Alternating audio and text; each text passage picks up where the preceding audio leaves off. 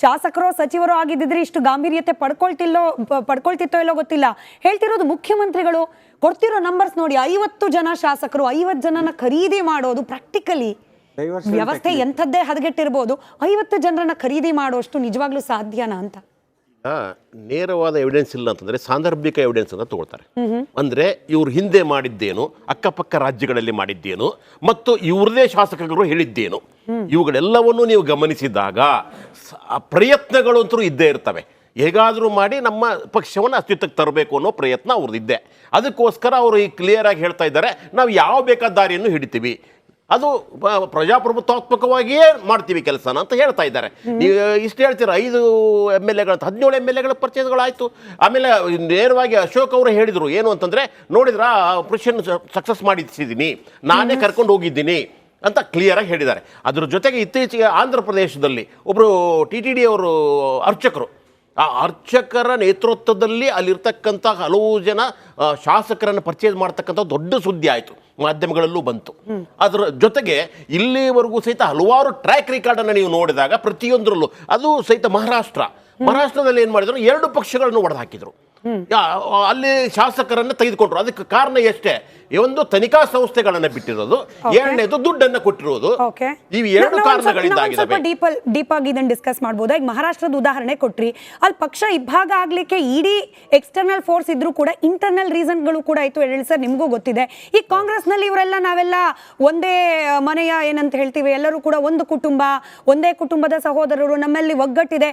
ಇವತ್ತಿಗೂ ಹೇಳ್ತಾರಪ್ಪ ಸಿದ್ದರಾಮಯ್ಯನವರು, DK ಶಿವಕುಮಾರ್ ಅವರು, ನಮ್ಮಲ್ಲಿ ಯಾವುದೇ ಭಿನ್ನಾಭಿಪ್ರಾಯ ಇಲ್ಲ. ಹೆಂಗ್ ಹೊಡಿಯೋಕ್ ಸಾಧ್ಯ, ಪಕ್ಷ ಹೆಂಗ್ ಹೊಡಿಲಿಕ್ಕೆ ಸಾಧ್ಯ? ಮೇಡಮ್ ಜಿ, ಏನಾಗತ್ತಂದ್ರೆ ತನಿಖಾ ಇವರು ಹೇಗೋ ಅಕ್ರಮವಾಗಿ ಒಂದು ಸಂಪಾದನೆ ಮಾಡಿಟ್ಟಿರ್ತಾರೆ. ಅದರ ಮೇಲೆ ಇವರು ತನಿಖಾ ಸಂಸ್ಥೆಗಳು ದಾಳಿ ಮಾಡಿದಾಗ ಬದುಕಲಿಕ್ಕೆ ಅಥವಾ ಇರೋದನ್ನು ಉಳಿಸ್ಕೊಳ್ಳಿಕ್ಕೆ, ಗಂಟನ್ನು ಉಳಿಸ್ಕೊಳ್ಳಿಕ್ಕೆ ಏನ್ ಮಾಡ್ತಾರೆ ಆ ಸಂದರ್ಭದಲ್ಲಿ, ಯಾಕಂದ್ರೆ ಅಜಿತ್ ಪವಾರ್ ಮಾಡಿದ್ದು ಅದೇ ಕೆಲಸ. 70,000 ಕೋಟಿ ರೂಪಾಯಿ ಹಗರಣ ಅವ್ರ ತಲೆ ಮೇಲೆ ಇತ್ತು. ಅವ್ರನ್ನ ಏನ್ ಮಾಡಿದ್ರು, ರಾತ್ರಿ ಅವ್ರನ್ನ ಕರ್ಕೊಂಡು ಬಂದು ಉಪಮುಖ್ಯಮಂತ್ರಿ ಅಂತ ಘೋಷಣೆ ಮಾಡಿದ್ರು. ಅರ್ಥ ಮಾಡ್ಕೊಳ್ಳಿ. ಅದ್ರ ಜೊತೆಗೆ ಏನ್ ಮಾಡಿದ್ರು, ಆ ನಂತರ ಅವ್ನ ಪಕ್ಷನೇ ಒಡ್ಸ್ಕೊಂಡು ಕರ್ಕೊಂಡು ಬಂದ್ರು. ಇವಾಗೂ ಸಹಿತ ನಿಮ್ಗೆ ಅಲ್ಲಿ ಏನ್ ನಡೀತು ಅಂತ ಎಲ್ಲರಿಗೂ ಗೊತ್ತಿದೆ. ಆಯ್ತು, ಇವಾಗ ರೇಖಾರ್ದಲ್ಲೇ ಮಾತಾಡೋಣ. ಹಿಂಗಾದ್ರೆ ಅಂತ ಹೇಳಿ, ಇವಾಗ ಇಲ್ಲಿ ಯಾರ್ಯಾರ ಮೇಲೆಲ್ಲ ಕೇಸ್ಗಳಿದೆ ಅಂತ ಗಮನಿಸಿದ್ರೆ ಪ್ರಮುಖವಾಗಿ ಕಣ್ಮುಂದೆ ಮುಖ್ಯಮಂತ್ರಿಗಳು, ಉಪಮುಖ್ಯಮಂತ್ರಿಗಳು, ಇವರಿಬ್ರಲ್ಲಿ ಯಾರನ್ನ ಬಿಜೆಪಿ ಕರ್ಕೊಂಡ್ ಬರಕ್ಕಾಗತ್ತೆ? ಇಬ್ರು ಕೂಡ ಕಾಂಗ್ರೆಸ್ ಪಕ್ಷ ಅಂತಂದ್ರೆ DK ಶಿವಕುಮಾರ್, ಕಾಂಗ್ರೆಸ್ ಪಕ್ಷ ಅಂದ್ರೆ ಸಿದ್ದರಾಮಯ್ಯ ಅನ್ನೋ ತರದಲ್ಲಿ ಇದ್ದಾರೆ. ಇವರಿಬ್ರಲ್ಲಿ ಯಾರನ್ನ ಕರ್ಕೊಂಡ್ ಬರಕ್ಕಾಗತ್ತೆ? ಇವರಿಬ್ಬರನ್ನ ಬಿಟ್ಟು ಬೇರೆ ಯಾರೇ ಬಂದ್ರು ಕೂಡ will the Congress party split? ಹೇಳಿ ಸರ್, ಪ್ರಾಕ್ಟಿಕಲಿ ಅವರು ಪ್ರಯತ್ನವನ್ನ ಮಾಡುತ್ತಿದ್ದಾರೆ. ಆಗುತ್ತೋ ಇಲ್ಲೋ, ಆಪರೇಷನ್ ಮಾಡ್ತಾ ಇದ್ದಾರೆ. ಅದು ಯಶಸ್ವಿ ಆಗುತ್ತೋ ಇಲ್ವೋ ಅನ್ನೋದು ಆ ನಂತರದ ಕೆಲಸ. ಸರ್, ನಾನು ಹೇಳಿದ್ದು ಸ್ವಲ್ಪ ನೀವು ಗಮನಿಸಿದ್ದೀನಿ. ನಾನು ಹೇಳಿದ ನಿಮ್ಮದೇ ಅವಕಾಶ ಸಿಕ್ಕರು ನೀವು ಪ್ರಯತ್ನ ಮಾಡ್ತೀರಾ, ನಿಮ್ಮ ಪಕ್ಷವೂ ಪ್ರಯತ್ನ ಮಾಡುತ್ತೆ, ಅವ್ರದ್ದು ಮಾಡುತ್ತೆ, ಇವರು ಮಾಡುತ್ತೆ. ಅಷ್ಟು ಆ ಮಟ್ಟಕ್ಕೆ ಹೋಗಿ ಇನ್ಡೆಪ್ತ್ ಹೋಗಿ 50 ಜನಕ್ಕೆ ಕೈ ಹಾಕುವಂಥದ್ದು ಕೆಲಸ ಇದೆಯಲ್ಲ, ಇದು BJP ಆಗಲಿ JDS ಆಗಲಿ ಯಾರು ಮಾಡಲ್ಲ. ಮತ್ತೆ ರಾಜ್ಯದ ಜನತೆಗೂ ಒಂದು ನಾವು ಅವ್ರ ಪರವಾಗೂ ಇರಬೇಕಾಗತ್ತೆ. ನಾವು ಆ ಮಟ್ಟಕ್ಕೆ ಕೈ ಹಾಕೋದ್ರಿಂದ ಬಹುಶಃ ಈಗ BJPನೇ ಅನ್ಕೊಡಿ, ಇಲ್ಲ JDS ಮಾಡ್ತಿದ್ರು, ರಾಜ್ಯದ ಜನತೆಗೆ ಯಾವ ರೀತಿ ಸಂದೇಶ ಯಶಸ್ವಿ ಆಗುತ್ತಾ ಇಲ್ಲೋ ಮುಖ್ಯ ಇಲ್ಲ. ಒಂದು ಸರ್ಕಾರವನ್ನ ಸತತವಾಗಿ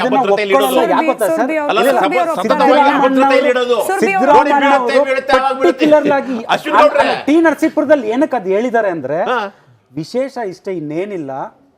ಅವ್ರಿಗೆ ಮಾನ್ಯ DK ಶಿವಕುಮಾರ್ ಅವ್ರಿಗೂ ಅಧಿಕಾರ ಕೊಡ್ಲಿಕ್ಕೆ ಅವ್ರಿಗೂ ಇಷ್ಟ ಇಲ್ಲ. ಅದು ಎಲ್ರಿಗೂ ಜಗಜ್ಜಾಹಿರದು.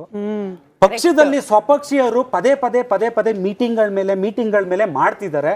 ಅಂದ್ರೆ ಎಲ್ಲೋ ಮೂಡ ಕೇಸ್ ವಿಚಾರದಲ್ಲಿ ಸಿದ್ದರಾಮಣ್ಣ ಅವ್ರಿಗೆ ಕಂಟಕಾಗಿ ನಾವೇನಾದ್ರೂ ಮುನ್ನೆಲೆಗೆ ಬಂದ್ರೆ ನಾವು ಮುಂದೆ ಗುರುತಿಸ್ಕೊಳ್ಬಹುದು ಅನ್ನೋ ವಿಚಾರಕ್ಕೆ ಹೊರತು ಮಾನ್ಯ ಸಿದ್ದರಾಮಣ್ಣ ಅವ್ರಿಗೂ ಗೊತ್ತಿದೆ, BJP ಆಗಲಿ JDS ಆಗಲಿ ಕಾಂಗ್ರೆಸ್ನ ವಿಚಾರಕ್ಕೆ ಬರಲ್ಲ. ಯಾಕೆಂದ್ರೆ 136 ಸ್ಥಾನಗಳಿರೋದ್ರಿಂದ 2 ಪಕ್ಷನೂ ವಿರೋಧ ಪಕ್ಷದಲ್ಲಿ ಇನ್ನೂ 3 ವರ್ಷ ಮುಂದುವರಿತೀವಿ. ಆನ್ಸರ್ ಮಾಡ್ತೀನಿ ಏನಕ್ಕೆ ಅಂತ ಹೇಳ್ತೀನಿ ನೋಡಿ. ಏನಕ್ಕೆ ಇವತ್ತು ಸಿದ್ದರಾಮಣ್ಣ ಅವರು ಇಲ್ಲೇ ಹೇಳಿದ್ರು, ಮಾನ್ಯ ಯಡಿಯೂರಪ್ಪ ಅವ್ರು ಏನಕ್ಕೆ ಹೇಳಿದ್ರು ಅಂದ್ರೆ, ಈ ಕಾಂಗ್ರೆಸ್ ಅಲ್ಲಿ ಗೊಂದಲ ಇದೆ. 5 ಜನ, ಈಗ ಮುಂಚೆ 2 ಇದ್ರು CM ಆಗಬೇಕು ಅಂತ, ಈಗ ಇನ್ನ 3 ಜನ ಸೇರಿದ್ದಾರೆ. ಅಂದ್ರೆ ನಾನು ಯಾಕೆ ಆಗ್ಬಾರ್ದು ಅಂತ ಬಹಿರಂಗವಾಗಿ ಮಾಧ್ಯಮಗಳ ಮುಂದೆ ಹೇಳ್ತಿದ್ದಾರೆ. ಹಾಗಾಗಿ ನಿಮ್ಮಲ್ಲಿರೋಂಥ ಒಂದು ಈಗ ಮನೆ ಒಂದು ಎಲ್ಲರೂ ಅದರೊಳಗಡೆ ಸೇರ್ಕೊಂಡಿದ್ರಿ, ಈಗ ಮನೆ ಒಂದು 135 ಬಾಗಿಲು ಮಾಡ್ಕೊಂಡಿದ್ದೀರಾ.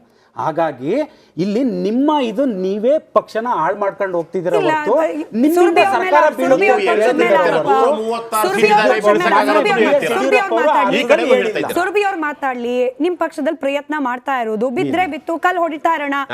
ಅಲ್ಲ ಸರ್, ನಾನು ಸುರ್ಭಿ ಅವ್ರಿಗೆ ಕೇಳ್ತೀನಿ, ಮಂತ್ರಕ್ಕೆ ಅಥವಾ ಕೇವಲ ಒಂದು ಪ್ರಯತ್ನಕ್ಕೆ ಸರ್ಕಾರ ಬೀಳೋ ರೀತಿಯಲ್ಲಿ ಇದನ್ನ ಒಪ್ಲಿಕ್ಕೆ ಸಾಧ್ಯನಾ ಅಂತಲ್ಲ. I don't know. 101% ನಾವು ಈ ಥರ ಒಂದು ಎಫರ್ಟ್ ಮಾಡ್ತಾ ಇಲ್ಲ. ನಾನು ಇವತ್ತು ಹೇಳ್ತಾ ಇದ್ದೀನಿ, ನೀವು ಸುರಭಿ ಯಾರೋ ಒಂದು ವಕ್ತಾರೆ ಅಷ್ಟೇ, ಮುಖ್ಯಮಂತ್ರಿಗಳು ಮಾತು ಹೇಳೋದು ಯಾರು ನಂಬೋದು ಅಂತ ಹೇಳ್ತೀರಾ, ಯಾವುದೇ ಆದಂತಹ ಎಫರ್ಟ್ ಆಗ್ತಾ ಇಲ್ಲ. ಕ್ಲಾರಿಫೈ ಮಾಡ್ತಾ ಇದ್ದೀನಿ. ಯಾಕೆ ಅಂದರೆ ಇವತ್ತು ನಮಗಿರುವಂತಹ ವಿಷಯಗಳು ಎಷ್ಟಿದೆ ನೋಡಿ. 15 ತಿಂಗಳಿನಲ್ಲಿ ಮುಖ್ಯಮಂತ್ರಿಗಳು A1 ಅಕ್ಯೂಸ್ಡ್ ಆಗಿದ್ದಾರೆ ಒಂದು ಸ್ಕ್ಯಾಮಲ್ಲಿ ಅಂದರೆ, ಸೈಟನ್ನು ವಾಪಸ್ ಕೊಟ್ಟಿದ್ದಾರೆ ಅಂದರೆ, ಹಾಗೆಯೇ ಒಂದು ಯಾರು ಕಾಂಗ್ರೆಸ್ ಪ್ರೆಸಿಡೆಂಟಿನ ಕುಟುಂಬದಿಂದ ಇನ್ನೊಂದು ಸ್ಕ್ಯಾಮ್ ಬಂದಿದೆ, ಸಿದ್ಧಾರ್ಥ ವಿಹಾರ ಟ್ರಸ್ಟಲ್ಲಿ ಏನಾಯಿತು ಅದು ಒಂದು. ವಾಲ್ಮೀಕಿ ಹಗರಣದ ಬಗ್ಗೆ ಮುಖ್ಯಮಂತ್ರಿಗಳು ಅಧಿವೇಶನದಲ್ಲಿ ಇಲ್ಲ, ಬರೀ 89 crores ಮಾತ್ರ 180 ಅಂತ ಎಲ್ಲ ಹೇಳೋಂಥ ಪರಿಸ್ಥಿತಿ ಬಂದಿದೆ. ಹಾಗೆಯೇ ಇವತ್ತು ನಾವು ನೋಡ್ತಾ ಇದ್ದೀವಿ ಜಮೀರ್ ಅಹಮದ್ ಖಾನ್ ಅವ್ರದ್ದು ಹೇಳಿಕೆಗಳು, ಒಂದು ಹೇಳಿಕೆ ಆದ ನಂತರ ಇನ್ನೊಂದು ಹೇಳಿಕೆ, ಒಂದು ಮುಜುಗರಕ್ಕೆ ಕೊಡ್ತಾ ಇದೆ ಕಾಂಗ್ರೆಸ್ಸಿನ ಅವರ ಪಕ್ಷದ ಒಳಗೇನೆ. ಹಾಗೆಯೇ ನಮ್ಮ ಅನುದಾನ ಬಂದಿಲ್ಲ ಅಂತ ಪತ್ರ ಬರೀತಿರೋದು BJP ಶಾಸಕರಲ್ಲ, ಕಾಂಗ್ರೆಸ್ ಶಾಸಕರು ಬರೀತಾ ಇದ್ದಾರೆ. ಗ್ಯಾರಂಟಿ ಬಗ್ಗೆ ಪ್ರಶ್ನೆ ಮಾಡ್ತಾ ಇರೋದು BJP ಅವರೆಲ್ಲ, ಕಾಂಗ್ರೆಸ್ ಅವರು ಪ್ರಶ್ನೆ ಮಾಡ್ತಾ ಇದ್ದಾರೆ.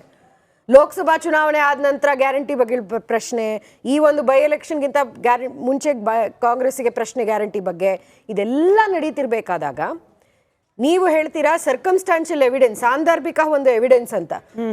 ಈ ಒಂದು ಸಾಂದರ್ಭಿಕನನ್ನು ನೋಡಿ ದಯವಿಟ್ಟು, ಯಾವ ಥರ ಕುರ್ಚಿ ಅಲ್ಲಾಡ್ತಿದೆ ಅಂತ ದಯವಿಟ್ಟು ನೋಡಿ. ಹಾಗೆಯೇ ನಿಮ್ಮ ಒಂದೊಂದು ಮೂವ್ನನ್ನು ಎಷ್ಟು ಕಠಿಣವಾಗಿ ಒಂದು ಪರಿಶೀಲನೆ ಮಾಡುವಂತಹ DK ಶಿವಕುಮಾರ್ ನಿಮ್ಮ ಪಕ್ಕದಲ್ಲಿದ್ದಾರೆ. ಬಹಿರಂಗ ಚರ್ಚೆ ಇದು. ಯಾವಾಗ DK ಶಿವಕುಮಾರ್ ಅವರು ಅಥವಾ ಇವಾಗ ನಮ್ಮ JDS ವಕ್ತಾರರು ಹೇಳ್ದಂಗೆ ಏನು 2 ಇದ್ದಿದ್ದು 5 ಆಗಿದೆ, ನಾನು ಆಗ್ಬೋದು ಮುಖ್ಯಮಂತ್ರಿ, ನಾನ್ಯಾಕೆ ಆಗ್ಬಾರ್ದು ಮುಖ್ಯಮಂತ್ರಿ, ಇದು ಕರ್ನಾಟಕದಲ್ಲಿ ನಡೀತಿರ್ಬೇಕಾದಾಗ ಒಂದು ವಿರೋಧ ಪಕ್ಷವಾಗಿ ನಮಗೇನು ಇಶ್ಯೂಗಳ ಕೊರತೆಗಳಿಲ್ಲ. ನಾವು ದಿನ ಇದ್ರ ಬಗ್ಗೆ ಮಾತಾಡ್ತಾ ಅಲ್ಲಿಗೆ ನಮ್ಮ 2ನೇ ಬ್ರೇಕಿಂಗ್ ಲೀಡ್ ಕೊಟ್ರಿ ಸುರಭಿ ಅವರೇ. ನಾಯಕತ್ವ, ಸಿದ್ದರಾಮಯ್ಯನವರ ನಾಯಕತ್ವದ ಬಗ್ಗೆ ವಿಶ್ವಾಸ ಇಲ್ವಾ ಪಕ್ಷದಲ್ಲಿ? ಯಾರೋ ಪ್ರಯತ್ನ ಮಾಡಿದ್ರು ಅಂದ ತಕ್ಷಣಕ್ಕೆ ಪಕ್ಷಾಂತರಗೊಳ್ಳಿಕ್ಕೆ ಸಿದ್ಧವಾಗುವಷ್ಟು ವೀಕ್ ಆಗೋಯ್ತಾ ಸಂಘಟನೆ ಪಕ್ಷದ ಒಳಗಡೆ? ಚಿಕ್ಕ ಬ್ರೇಕ್ ಹೋಗ್ಬೇಕು, ಅದಕ್ಕೆ ಮುಂಚೆ ಆ ಬ್ರೇಕಿಂಗ್ ಒಂದನ್ನ ಪ್ಲೇ ಮಾಡಿಕೊಂಡು ಚರ್ಚೆ, ಈ ಬ್ರೇಕ್ ಆದ್ಮೇಲೆ ಇದೇ ಆಯಾಮದಲ್ಲಿ ಚರ್ಚೆ ಮಾಡೋಣ. ಶಾಸಕರಿಗಿಲ್ವಾ ನಾಯಕತ್ವದ ಬಗ್ಗೆ ವಿಶ್ವಾಸ? CT ರವಿ ಅವರು ಕೂಡ ಇದನ್ನೇ ಕೇಳ್ತಿರೋದು. ಪಕ್ಷದಲ್ಲಿ ಭದ್ರತೆ ಅನ್ನೋದಿದ್ರೆ ಖರೀದಿ ಮಾಡ್ಲಿಕ್ಕೆ ಹೆಂಗಪ್ಪ ಸಾಧ್ಯ? 50 ಕೋಟಿ ಅಲ್ಲ 100 ಕೋಟಿ ಕೊಟ್ಟರು ನಾವು ಬರೋದಿಲ್ಲ ರೀ. ಸಿದ್ದರಾಮಯ್ಯನವ್ರು ನಮ್ಮ ಲೀಡರು, ಅವರ ಸರ್ಕಾರದಲ್ಲಿ ನಾವು ಇರ್ತೀವಿ, ಮಂತ್ರಿ ಮಾಡಿದ್ರು ಸರಿ, ಮಂತ್ರಿ ಮಾಡದಿದ್ರು ಸರಿ, ಹಿಂಗೆ ಹೇಳ್ಬೇಕಲ್ವಾ ಯಡಳ್ಳಿ ಸರ್? ಕೈ ಪಕ್ಷದ ಆರೋಪದ ಹಿಂದೆ ಇರೋ ಉದ್ದೇಶ ಏನು? ಅಶ್ವಿನ್ ಅವರು ಆಲ್ರೆಡಿ 3-4 ವಿಚಾರ ಪ್ರಸ್ತಾಪ ಮಾಡಿದ್ರು, ಹಾಗೆ ಸುರಭಿ ಅವರು ಕೂಡ 2-3 ವಿಚಾರ ಪ್ರಸ್ತಾಪ ಮಾಡಿದ್ರು. ಈಗ ಅದರಲ್ಲೂ ಬೈ ಎಲೆಕ್ಷನ್ನು, ಮೂಡ ಇತ್ಯಾದಿ ಇಂಥ ಚರ್ಚೆಗಳ ನಡುವೆ ಇದ್ದಕ್ಕಿದ್ದ ಹಾಗೆ ಸರ್ಕಾರ ಪತನಗೊಳಿಸಲಿಕ್ಕೆ ವಿರೋಧ ಪಕ್ಷ ಪ್ರಯತ್ನ ಮಾಡ್ತಿದೆ ಅಂತ ಹೇಳಿ ಮುಖ್ಯಮಂತ್ರಿಗಳೇ ಹಿಂಗೆ ಹೇಳಲಿಕ್ಕೆ ಕಾರಣ ಏನು? ಇದಕ್ಕೆ CT ರವಿ ಅವರು ಮಾತನಾಡಿದ್ದಾರೆ, HK ಪಾಟೀಲ್ ಮಾತಾಡಿದ್ದಾರೆ, ಸಂತೋಷ್ ಲಾಡ್ ಮಾತನಾಡಿದ್ದಾರೆ. ಈ 3 ಹೇಳಿಕೆ ಗಮನಿಸಿ ಬ್ರೇಕ್ ಹೋಗಿ ಬನ್ನಿ, ಅದಾದ್ಮೇಲೆ ಚರ್ಚೆ ಮುಂದುವರಿಯುತ್ತೆ. ನೀವು ಹೇಳಿದಿರಿ ಭಾರತೀಯ ಜನತಾ ಪಾರ್ಟಿ 50 ಕೋಟಿ ಕೊಟ್ಟು ಶಾಸಕರನ್ನ ಖರೀದಿ ಮಾಡ್ಲಿಕ್ಕೆ ಹೊರಟಿದೆ ಅಂತ ಹೇಳಿ. ನಾನು ನಿಮ್ಮನ್ನು ಕೇಳಕ್ ಬಯಸ್ತೀನಿ, ನಿಮ್ ಪಾರ್ಟಿ ಶಾಸಕರು ಅಷ್ಟೊಂದು ದುರ್ಬಲರ? ನಿಮ್ ಪಾರ್ಟಿ ಶಾಸಕರು ಈ ಖರೀದಿ ಮಾಡ್ಲಿಕ್ಕೆ ಕುದುರೆನೋ ಕತ್ತೆನೋ ದನನೋ?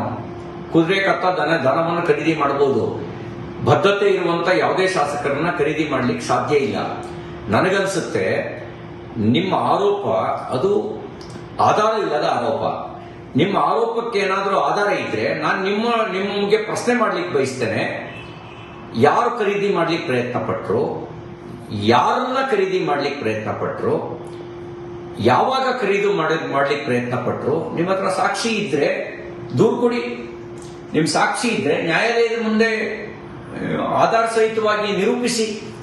ಅದು ಬಿಟ್ಟು ಮುಖ್ಯಮಂತ್ರಿ ಸ್ಥಾನದಲ್ಲಿ ಇದ್ದು ಆ ಸ್ಥಾನದ ಜವಾಬ್ದಾರಿಯನ್ನ ಮರೆತು ಕೇವಲ ಆರೋಪ ಮಾಡ್ತಕ್ಕಂಥದ್ದು ಇದು ರಾಜಕೀಯ ಪ್ರೇರಿತ ಮತ್ತು ಬಿಜೆಪಿಯ ಮೇಲೆ ತಪ್ಪು ಅಭಿಪ್ರಾಯ ರೂಪಿಸೋದಕ್ಕೆ ನೀವು ಮಾಡ್ತಿರ್ತಕ್ಕಂಥ ರಾಜಕೀಯ ಷಡ್ಯಂತ್ರದ ಭಾಗ ಅಂತ ಅನ್ಸುತ್ತೆ.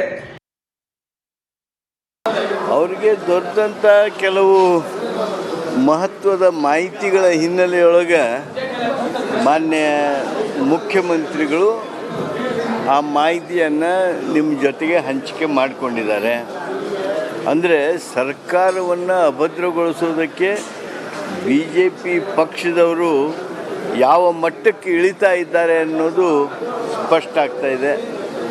ಅಲ್ಲ, ಅದು ಸತ್ಯನೇ ಇದೆ. ಭಾಳ ಡೈರೆಕ್ಟ್ಲಿ ಇಂಡೈರೆಕ್ಟ್ಲಿ ಕಳೆದ 16-18 ತಿಂಗಳಿಂದ ಇದೇ ಪ್ರಯತ್ನ ಮಾಡ್ತಾನೆ ಇದ್ದಾರೆ. ಅದೇನು ಹೊಸದಲ್ಲ ಸರ್. CM ಹೇಳಿರ್ತಕ್ಕಂಥದ್ದು 100% ಸತ್ಯ ಇದೆ. ಗೊತ್ತಿತ್ತು ಸರ್ ಈಗ ಮೊದಲೇ ಹಿಂಗೆ ನಿಮಗೂ ಏನಾದರೂ ಅಲ್ಲ, ಈ ಥರ ಇಂಡೈರೆಕ್ಟ್ ಡೈರೆಕ್ಟ್ ಇನ್ಫಾರ್ಮೇಷನ್ ಮೊದಲಿಂದನೇ ಬರ್ತಾ ಇದೆ. ಅದು ಸಾಧ್ಯನಾ ಸರ್? 50 ಕೋಟಿ ಆಫರ್ ಮಾಡೋದು ಸಾಧ್ಯನಾ ಸರ್? BJPಗೆ ಮೋದಿ ಸಾಹೇಬರಿಗೆಲ್ಲ ಎನಿಥಿಂಗ್ ಇಸ್ ಪಾಸಿಬಲ್ ಅಲ್ಲ. ಅವ್ರಿಗೇನು ಬೇಕಿದ್ದು ಮಾಡ್ಬೋದು. ಮಧ್ಯಪ್ರದೇಶ ಸರ್ಕಾರ ಬೆಳೆಸಿದ್ರು, ಗೋವಾ ಸರ್ಕಾರ ಬೆಳೆಸಿದ್ರು, ಮಹಾರಾಷ್ಟ್ರ ಸರ್ಕಾರ ಬೆಳೆಸಿದ್ರು. ಇದೇನು ಹೊಸದಲ್ಲ ಅವರಿಗೆ. ಪ್ರಯತ್ನ ಅಂತೂ ಮಾಡ್ತಾ ಇದ್ದಾರೆ.